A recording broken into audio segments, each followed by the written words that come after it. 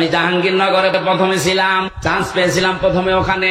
আমি দেখেছি সকালবেলা কুলি করছে মদ দিয়ে, ছাত্র পিটাচ্ছে শিক্ষককে।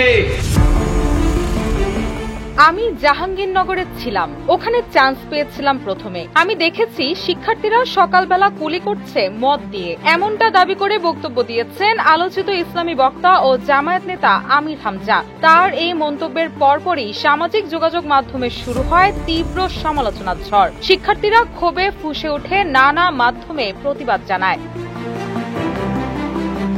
আমির হামজার দাবি, তিনি জাহাঙ্গীরনগর বিশ্ববিদ্যালয়ের সাংবাদিকতা বিভাগে পড়েছেন, কিন্তু মাস্টার্সের ছাত্রদের সকালে মদ দিয়ে কুলি করা দেখে তিনি সেখানে আর পড়েননি। এছাড়াও ছাত্র শিক্ষককে পেটাচ্ছে বলেও অভিযোগ করেন হামজা। এদিকে একাধিক সূত্রে নিশ্চিত হওয়া গেছে তিনি জাহাঙ্গীরনগর বিশ্ববিদ্যালয়ের সাংবাদিকতা বিভাগের ছাত্রই ছিলেন না।